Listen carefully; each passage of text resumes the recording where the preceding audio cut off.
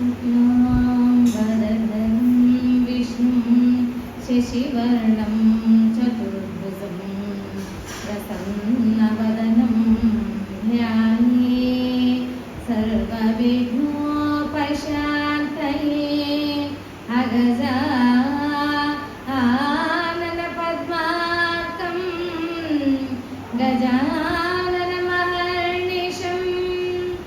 अनेकदं तं भक्तानां एकदं तं उपास्महे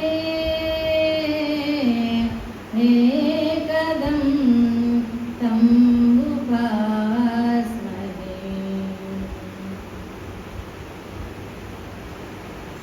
ॐ श्रीवासवाम्बायै नमः। ॐ श्रीवासवाम्बायै नमः। ॐ श्रीवासवाम्बायै नमः। ॐ कुस्मपुत्री च विद्महे कन्याकुमारी धीमहि तन्नो वासवी प्रचोदयात्। ॐ कुस्मपुत्री च विद्महे कन्याकुमारी धीमहि तन्नो वासवी प्रचोदयात्। ॐ कुसुमपुत्रे च विद्महे कन्याकुमारी धीमहि तन्नो वासवी प्रचोदयात्। ॐ ऐं ह्रीं क्लीं ग्लौं वं श्रीवासवी कन्यके मह्यं सर्वसौभाग्यं देहि देहि स्वाहा।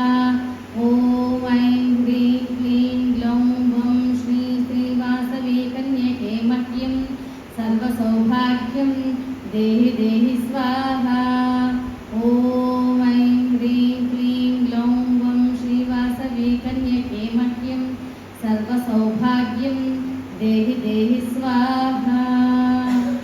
या श्री पद्मावने कदम्बशिखरे राजगृहे कुञ्जरे श्वेते चाश्वयुते वृषे च युगले यज्ञे च उपस्थिते शङ्खे देवकुले नरेन्द्रभवने गङ्गातटे गोकुले या श्रीस्तिष्ठति सर्वदा मम गृहे भूयात् सदा निश्चला।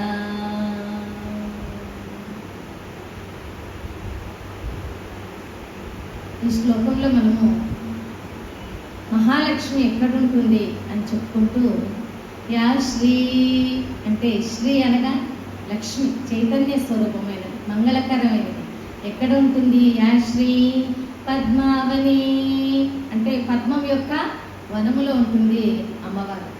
కదంబ శిఖరే కదంబం అంటే అమ్మవారికి ఇష్టమైన ఆ కదంబ వృక్షం లలితామాతకి ఇష్టమైన కదంబ వృక్షం ఆ శిఖరంలో ఉంటుంది లక్ష్మీదేవి.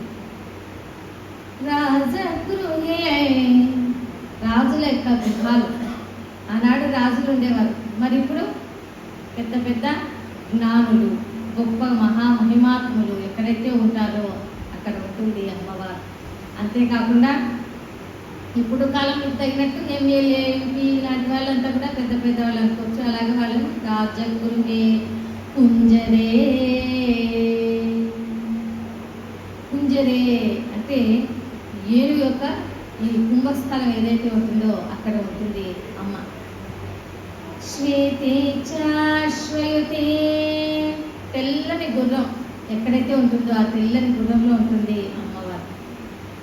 శ్వేతే చాశ్వయుతే వృషే చ యుగళే వృషే చ యుగళే అంటే వృషం అంటే వృషభంకి ఈ ముగ్గురం ఉంటుంది కదా అక్కడ మహాలక్ష్మి స్వరూపం ఉంటుంది. కదంబ శిఖరే రాజగృహే కుంజరే శ్వేతే చాశ్వయుతే వృషే చ యుగళే యజ్ఞే చ ఉపస్థితే యజ్ఞం ఎక్కడైతే జరుగుతూ ఉంటుందో అక్కడ ఉంటుంది లక్ష్మీ స్వరూపం.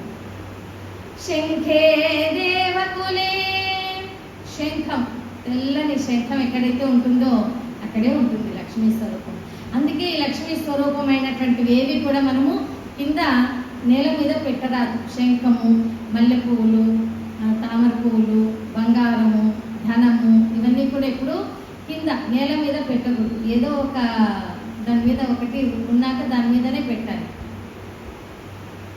శంఖే దేవకులే నరేంద్ర భవనే, నరేంద్ర భవనం అంటే ఇంద్రలోకం ఎక్కడైతే ఉందో ఆ ఇంద్రలోకంలో ఉండే లక్ష్మి కూడా లక్ష్మి. గంగా తటే గోకులే, ఇంకా ఎక్కడ ఉంటుంది? గంగా తటి అంటే గంగా తీరం, తటం అంటే గంగా తీరం అంటే మనకి ఇక్కడ కాశీపట్టణంలో ఉన్నటువంటి ఈ గంగా తీరం. నిన్నటి రోజున మనం ఘాట్ల గురించి చెప్పుకున్నాం. గంగా ఘాట్లు ఎన్నున్నాయి, ఎక్కడ స్నానం చేస్తే ఏ విధంగా ఫలితం, ఎక్కడ ఎప్పుడు స్నానం చేయాలి, ఏ సమయానికి ఏ దేవుని దర్శించాలి, ఇవన్నీ కూడా నిన్నటి రోజున తెలుసుకున్నట్లు. గంగా తటే, ఆ గంగా తీరమున లక్ష్మీదేవి ఉంటుంది. గోకులే, ఇంకా గోవులు నివసించే స్థలంలో కూడా లక్ష్మీ స్వరూపం ఉంటుంది. ఒకసారి లక్ష్మీదేవి గోవుల దగ్గరకు వచ్చి, ఓ గోమాతలారా, నేను ఇక్కడే మీ దగ్గర ఉండిపోతాను, నేను కూడా మీ దగ్గర స్థానం ఇవ్వండి నాకే అని గోశాలలో ఉండిపోతాను. అప్పుడు గోవులన్నీ అంటాయి, ఓ అమ్మ లక్ష్మి, నీవు లక్ష్మి నీ యొక్క అష్టోత్తరంలోనే వస్తుంది, చంచలాయ నమః చపలాయ నమః అని. నీవు ఎప్పుడు చంచలగా ఉంటావో, ఎప్పుడు స్థిరచిత్తంగా ఉండవు, నీవు ఎప్పుడు కూడా అటు ఇటు కదులుతూనే ఉంటావు, నువ్వు చరంగా ఉంటావు, కనుక మేము నీకు మా దగ్గర స్థానం ఇవ్వము అని అనేసరికి లక్ష్మీదేవి ప్రాధాయపడేసరికి అప్పుడు గోవులు తమ యొక్క తోక పృష్ఠభాగం తోక దగ్గర ఉండేటట్లుగా, ఆ గోవుకు వెనకాల ఉండేటట్లుగా అప్పుడు స్థానాన్ని ఇచ్చాయి గోవు. అంతేకాకుండా గోవు పంచితము, గోమైలము, వీటన్నిటిలో కూడా ఆ లక్ష్మీ స్వరూపం ఉండేలాగా అప్పుడు గోవులు వరం ఇచ్చాయి మహాలక్ష్మికి. ఆ విధంగా గంగా తటే గోకులే యా శ్రీస్తిష్టతి సర్వదా మమ కులే భూయాత్ సదా నిశ్చలా. ఇప్పుడు చెప్పిన వాటన్నింటిలో కూడా ఎక్కడైతే లక్ష్మీదేవి ఉంటుందో ఆ లక్ష్మి మా ఇంట్లో కూడా స్థిరంగా ఉండాలి అని కోరుకుంటుంటాము ఈ మహాలక్ష్మి.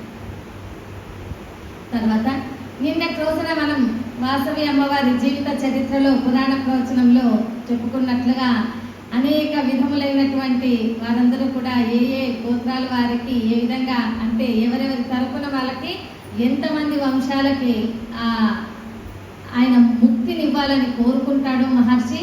ఆ విధంగా అమ్మవారు ఆర్యవైశ్యుల ఇంట అవతరించడానికి ఒప్పుకున్నటువంటి అమ్మవారు నిన్నటి రోజున 2వ విశ్వరూపాన్ని ప్రదర్శించింది.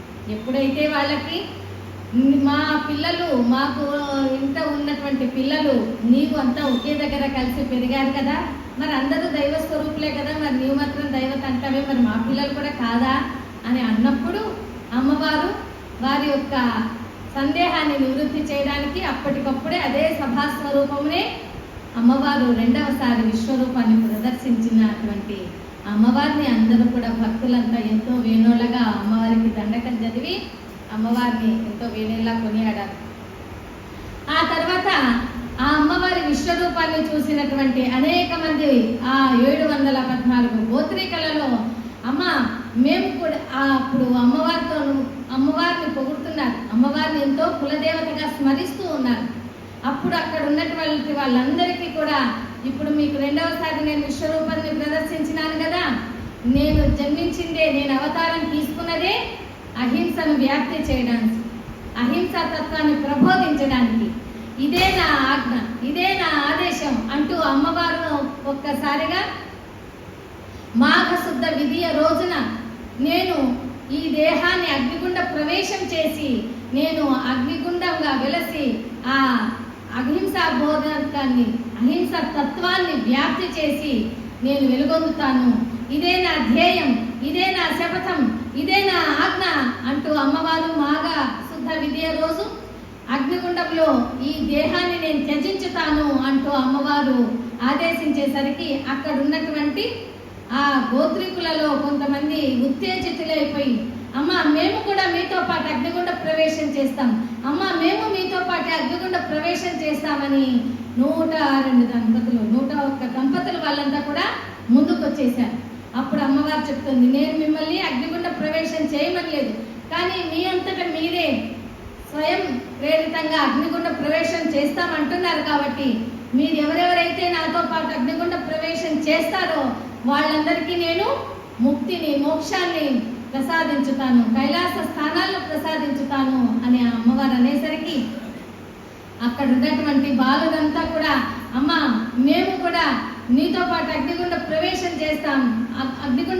చేస్తాం మేము చేస్తామని అక్కడ ఉన్న అమ్మాయిలు గౌరవ బాలికలు అందరూ అనేసరికి అమ్మవారు ఆ బాల బాలికలకు మీరు అగ్నిగుండ ప్రవేశం చేయడానికి వీల్లేదు, ఏ విధంగా అయితే మీరు ఇది ఇక్కడనే ఉండి మీరు అనేక సేవలు ఇంకా మీరు చేస్తూ ఉండాలి అని ఆ బాల బాలికలకు అందరికీ కూడా మీరు పెద్దవారికంతా సేవలు చేస్తూ ఉండాలి, ఈ సంఘంలో ఉండేటువంటి వారికి అందరికీ కూడా అనేక కార్యాలలో మీరు సేవలు చేస్తూ ఉండాలి అని ఆ బాలకులకు అదేవిధంగా ఆ బాలికలకు దేవాలయంలో జరిగే కార్యక్రమాలన్నిటికీ కూడా మీరు కళలను ప్రేరేపించేలాగా మీరు కూడా సేవలు చేస్తూ ఉండాలి అని ఆ బాలకులకు అందరికీ కూడా అమ్మవారు బోధించి తర్వాత అగ్నిగుండ ప్రవేశం చేస్తామని వాళ్ళంతా కూడా ముందుకు వచ్చిన వాళ్ళందరికీ కూడా అమ్మవారు ఎంతో గొప్పగా అనేకమైన రహస్యములతో కూడినటువంటి జ్ఞాన గీతను అంటే వాసవి గీతను బోధించింది అమ్మవారు. వాసవి గీత అనంటే మనకు ఆ అమ్మవారు అనేక విధాలైనటువంటి బోధించిందనమాట.